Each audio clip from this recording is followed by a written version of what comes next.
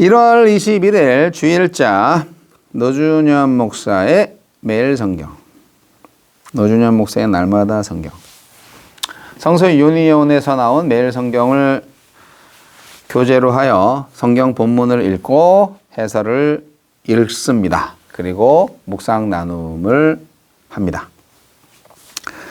자, 신명기 9장 13절로 29절 말씀을 읽겠습니다. 여호와께서 또 내게 말씀하여 이르시되 내가 이 백성을 보았노라. 보라, 이는 목이 곧은 백성이니라. 나를 막지 말라. 내가 그들을 멸하여 그들의 이름을 천하에서 없애고 너를 그들보다 강대한 나라가 되게 하리라 하시기로, 내가 돌이켜 산에서 내려오는데 산에는 불이 붙었고 언약의 두 돌판은 내 두 손에 있었느니라. 내가 본즉 너희가 너희의 하나님 여호와께 범죄하여 자기를 위하여 송아지를 부어 만들어서 여호와께서 명령하신 돌을 빨리 떠났기로 내가 그 두 돌판을 내 두 손으로 들어 던져 너희의 목전에서 깨뜨렸노라.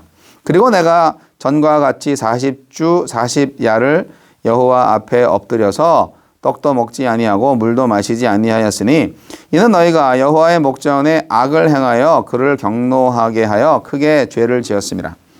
여호와께서 심히 분노하사 너희를 멸하러 하셨으므로 내가 두려워하였노라. 그러나 여호와께서 그때에도 내 말을 들으셨고 여호와께서 또 아론에게 진노하사 그를 멸하려 하셨으므로 내가 그때에도 아론을 위하여 기도하고 너희의 죄 곧 너희가 만든 송아지를 가져다가 불살라 찢고 티끌같이 가늘게 갈아 그 가루를 산에서 흘러내리는 시내에 뿌렸느니라.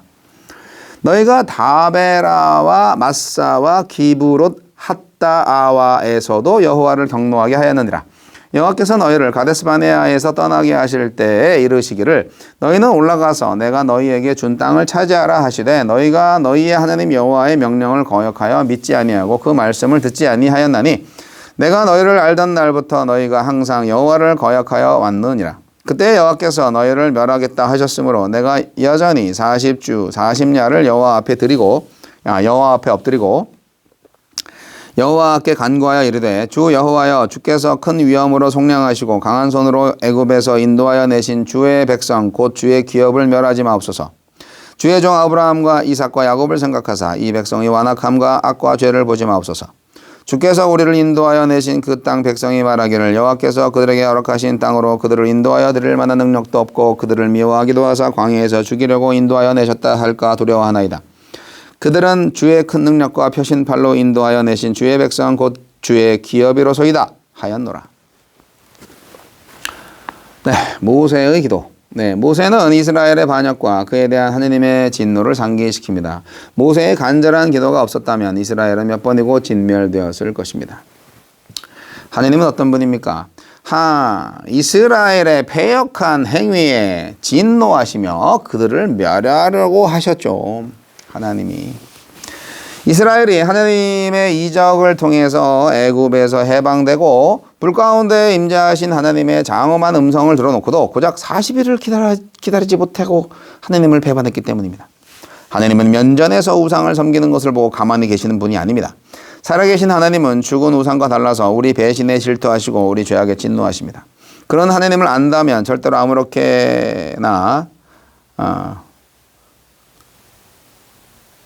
아무렇지 않게 말씀을 어기며 살 수 없을 것입니다. 우리에게 주신 교훈은 무엇입니까? 모세는 이스라엘의 금송아지를 만들고 그 곁에서 뛰노는 배교의 현장을 보고 십계명이 적힌 그 두 돌판을 던져 깨뜨렸습니다. 단순히 혈기를 부린 게 아니라 하나님의 진노를 대신한 것이며 그들이 하나님과 맺은 언약을 깨뜨렸음을 선언한 행동이었습니다. 불경하고 불의한 일들이 일어나는 교회와 세상을 볼 때 모세처럼 하나님의 심정으로 분노합니까? 모세처럼 그들의 행동이 얼마나 잘못된 것인지 설명하고 지적할 용기가 있습니까? 모세는 하나님의 진노를 대변하는 데서 그치지 않았습니다. 백성의 편에 서서 생명을 걸고 하나님께 기도했습니다. 그는 이스라엘 백성의 진정한 중보자였고 참 선지자였습니다. 우리는 사람들의 그릇된 모습에 분노하고 비판하는 것으로 그치지 않습니까? 그들의 회개와 회복을 위해 하나님의 용서와 은혜를 구하는 기도를 드리고 있습니까? 모세가 이스라엘을 향해 품은 마음이 예수님의 마음이고 우리가 배우고 품어야 할 마음입니다. 이스라엘은 반복적으로 하나님을 원망하고 배신했습니다. 다베라에서, 마사에서, 기브롯 핫다와에서, 가데스 바네아에서 사사건건 불신을 드러냈습니다. 하느님을 믿지 못하고 그분의 말씀을 믿지 못하면 무엇이든 불평거리, 원망거리가 될 수 있습니다. 주여, 제 안에 불의에 진노하는 마음과 죄인을 사랑하는 마음을 주소서.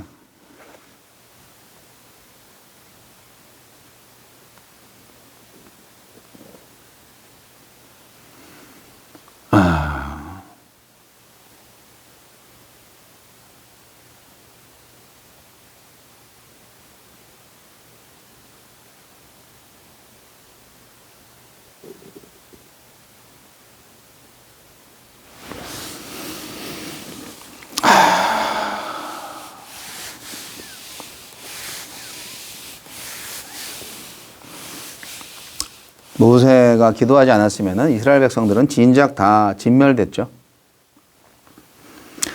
중보 기도자의 기도가 참 중요하다 생각이 들고요. 예수님은 지금도 우리를 위해서 기도하신다라는 생각이 듭니다. 모세의 표상이잖아요. 예수님이 모세와 같은 존재였고 모세보다 더 위대한 존재인데 하나님의 아들이니까. 근데 모세가 그 예수님의 역할을 미리 한 거죠. 심볼리즘으로 볼 수 있는데 하나님이 말씀하시죠. 아, 이스라엘은 목이 곧은 백성이라고. 교만하다 이거죠. 네. 그 우상 숭배를 왜 이렇게 좋아하는지 모르겠어요. 그게 이제 금송아지가 풍요의 상징이잖아요. 네. 우리나라도 옛날에 황소 한 마리 있으면은 뭐 부자였죠. 근데 우상은 우리가 섬기기가 딱 좋아요. 우리 마음대로 섬기잖아요. 그리고 우상은 말이 없잖아요. 그러니까 우리가 가지고 놀 수 있어요. 그리고 섬기기가 아주 쉽습니다. 네, 절하고 그리고 뭐 돈 갖다 바치면 돼요. 그리고 내 복 빌고, 네, 그러면 됩니다. 아주 편합니다. 우상 숭배하기가 정말 편합니다. 그런데 하나님은요, 살아계신 분이시고 우리한테 이래라 저래라 말씀이 많으세요. 똑바로 살아라고 권면을 하십니다. 하나님이 인격이시기 때문이죠. 우리가 믿는 하나님은 그런 분입니다. 공평하고 정의로우신 분이에요. 공평과 정의가 다른 말로 사랑이라는 거예요. 사랑과 공의는 같은 말입니다. 의미적으로 그렇다는 얘기예요. 사랑 없는 공의 없고 공의 없는 사랑 없습니다. 공의가 없는 사랑은 사랑이 아니죠. 네. 그거는 좋아하는 감정이고 아주 이기주의적인 겁니다. 자기만 생각하고. 진정한 사랑은 모든 사람들이 다 행복하게 잘 살아야 되는 겁니다. 그렇게 되어야 공평하고 공의로운 세상이 되는 거죠.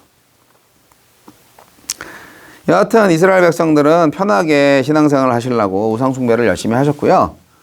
그래서 하느님이 저들을 진멸해 버리겠다고 그렇게 화를 많이 내셨고 모세가 중보했습니다. 제발 그러지 말라고. 구해달라고. 이스라엘은 모세의 중보 기도를 통해서 몇 번이나 회생했는지 모릅니다. 하느님의 진노의 음성을 듣고 직접 음행 현장을 목격한 모세.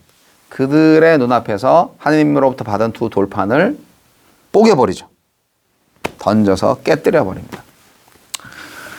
하느님으로부터 직접 받은 돌판인데 말이죠.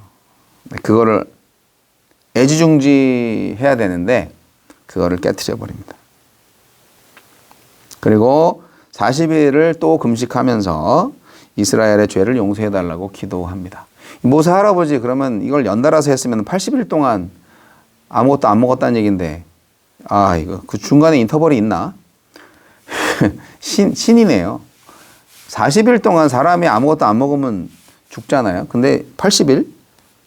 연달아서 했다면 그럴 수 있는데 여하튼 하나님의 종 모세는 자신이 처벌받을 것, 자신이 심판받을 것처럼 두려워하면서 기도를 했어요. 자신의 범죄인 양 기도를 했어요. 위대한 중보자죠. 백성들을 위해서 하나님께서 멸하려고 작정하셨던 형 아론을 위해서도 중보하고요. 그리고 이제 그 황금 송아지 우상 다 불살라서 찢고 티끌처럼 해가지고 이제 강에 다 뿌리고. 예. 하나님의 철저한 심판 경고에는 철저한 회개로 화답해야 됩니다. 오늘날 우리는 예수님의 중보 때문에 지금 살고 있는 거예요. 예수님의 중보 덕분에 우리도 새 언약의 백성으로 살고 있는 겁니다. 항상 거역했어요, 이스라엘 백성들은. 우리도 항상 거역하죠? 말씀 불순종 열심히 하죠? 예. 그래도 우리가 지금 살아있는 거는 예수님의 중보 기도 때문이다. 기억하시기 바랍니다.